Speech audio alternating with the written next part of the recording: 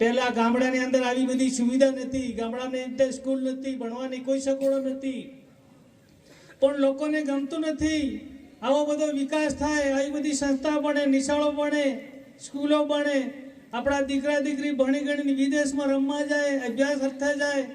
અને હમણાં જ વાત કરતા જે સરકારે જે ફી ભરવાની થાય તે 1 કરોડ સુધી સરકાર ફી ભરવા તૈયાર છે મિત્રો. પણ આપણો દીકરો, આપણા દીકરા દીકરી વિદેશમાં જઈને આજે નંબર 1 આજે મંચ પર બોલાવીને એને સન્માન કરવામાં આવ્યું મિત્રો. આવી આપણી સરકાર અને આવા જ મહાનુભાવો આપણે બાબર સાહેબ હર હંમેશા આપણા વિસ્તારની અંદર જોનામાં જોના જાણીતા નેતા અને ઘણા વર્ષો સુધી મિત્રો. હમણાં કબૂતરી ડેમ નતો બનાવ્યો ત્યારના બાબર સાહેબ છે. આ કબૂતરી ડેમનો એ ડેમ નતો બન્યો ત્યારના હે, એટલે કેટલો સમય લાગ્યો. આ ડેમનો અંદાજનો પાણી કેટલું ઊંડું હોય કેટલું તપાસ કરેલો નથી.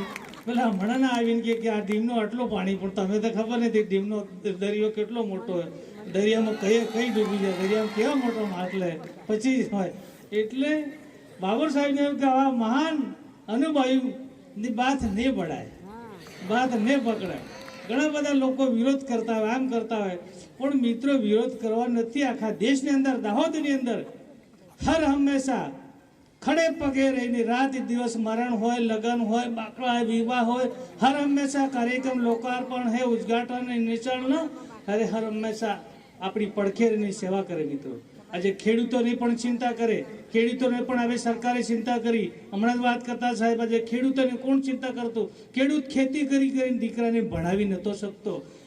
ગીરવે મિલવી પડતી હતી જમીન, અને દીકરાને ભણાવવા માટે 1 લાખ 2 લાખ ગીરવે મિલી અને ભણાવતા હતા. આજે ગીરવે જમીન મિલવી નથી પડતી, વ્યાજવા રૂપિયા લાવવા નથી પડતા. આજે જમવાનું પણ મફત, કપડાં પણ મફત, ચોપડા પણ મફત, અને આપણા દીકરા દીકરીને કપડાથી માંડી અને ભણવાની સુધીનો બધો ખર્ચો પાડે. આપણે વાહ વાહ કરવું જોઈએ આટલી સંખ્યામાં, સામે વાળાને જવાબ આપવો જોઈએ. આવો તમે અમારી બિલ્ડિંગ આ જંગલની અંદર અમારી સરકારે આમાં વિકાસ કર્યો, સામે કેવું જોઈએ. આ કહી શકતા નથી, આપણે તો કહી શકીએ સામેવાળા દુશ્મનોને. મિત્રો તમારી સરકારમાં કોઈ વિકાસ નહોતો, કોઈ સ્કૂલો નથી, કોઈ ભણવાની સુવિધા નથી. મિત્રો આપણા બાપ દાદાને પૂછજો, એવું કપડાં પહેરવાના નથી. આજે ફાટેલા કપડાં એના શોખીન કરે લોકો મિત્રો, શોખીન પર આવી ગયા. પહેલા એવી કપડાં પહેરવાનું એવું તકલીફો હતી. એ તો આ તમને કહું, આજે આપણી સરકાર બધું મફત આલે. આજે પણ ખેડૂતોની ચિંતા કરનારી મિત્રો. ગામડાની અંદર રોડ રસ્તા નહોતા, કોઈ સુવિધા નથી, પીવાના પાણીની સુવિધા નથી. આજે ગામડાની અંદર એક ગામ ફળિયા જવાના બધા જ રસ્તા બનાવી દીધા. હજુ પણ સરકારમાંથી આપણે વિસ્તારની અંદર બનાવવાની નાના મોટા શિશુ રોડ રસ્તા, પાકા રોડ, ડામર રોડ. આજે બધા દરેક ગામની અંદર નાની મોટી સાયકલ, ગાડી, મોટરસાયકલ. પહેલા ગાડી લાવે તો 10 લોકો બાળવા જતા હતા, સાયકલ લાવે તો 10 લોકો દેખવા જતા હતા. આજે તો સાયકલનું નામ નથી, મોટરસાયકલ દેખવા નથી જતા મિત્રો. આટલા કેટલા લોકો ચૂકી થઈ ગયા, સીધા ખાતામાં દિલ્હીના પૈસા તમારા ખાતામાં પૈસા પડી ગયા.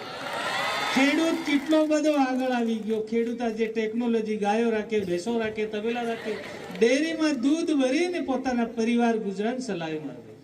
આવી સરકાર સીધો સરકારના ખાતામાં રૂપિયા આપે મિત્રો.